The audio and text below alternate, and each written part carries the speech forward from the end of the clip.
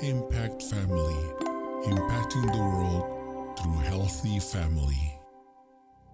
Shalom saudara-saudara.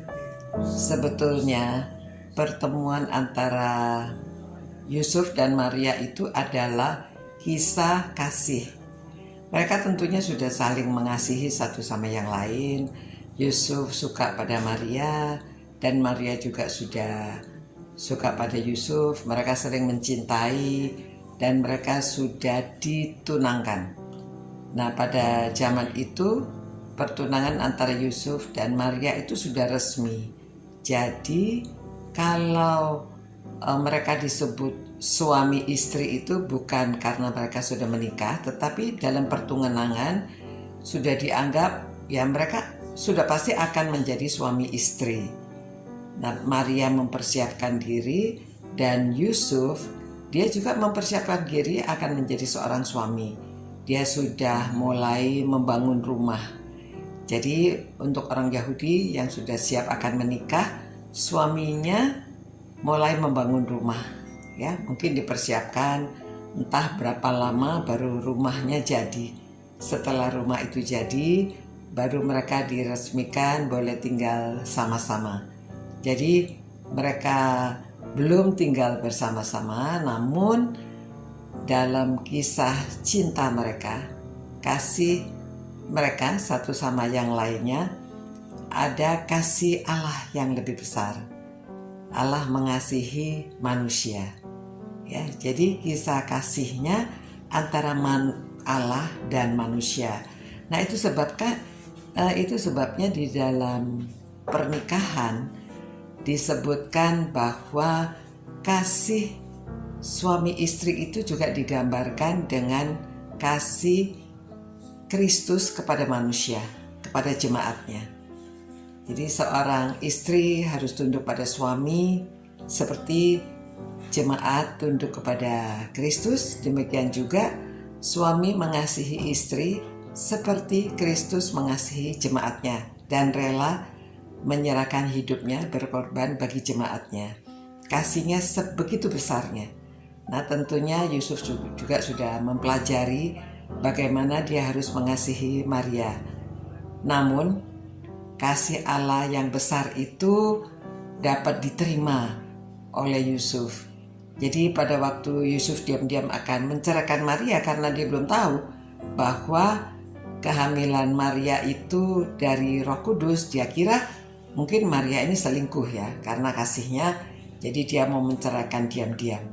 Tetapi melalui mimpinya Yusuf beroleh pengetahuan bahwa anak yang dikandung oleh Maria itu adalah dari Roh Kudus.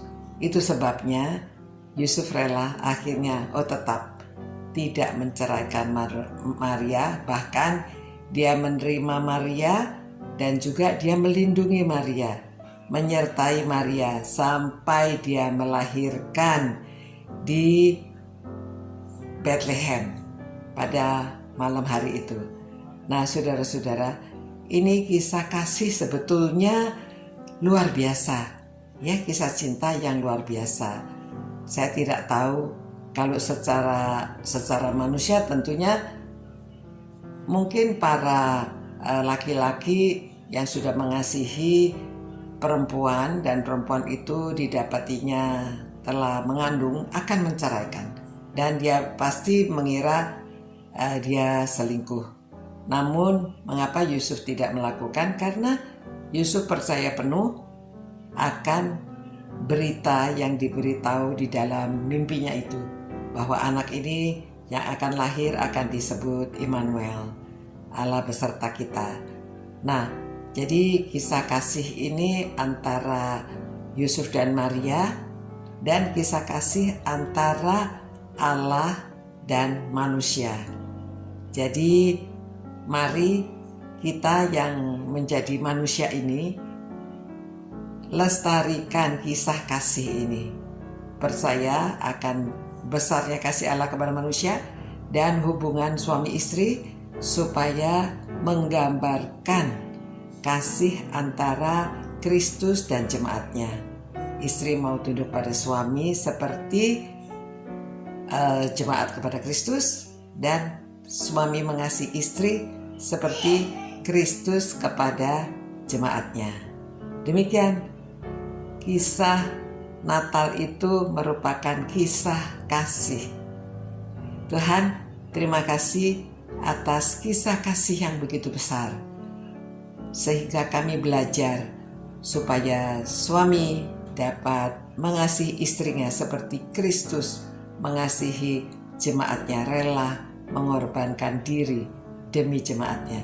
Begitu juga istri tunduk pada suami seperti jemaat tunduk kepada Kristus. Ajarlah kami Tuhan untuk melestarikan kisah kasih ini antara Allah dan manusia, antara manusia dengan sesamanya.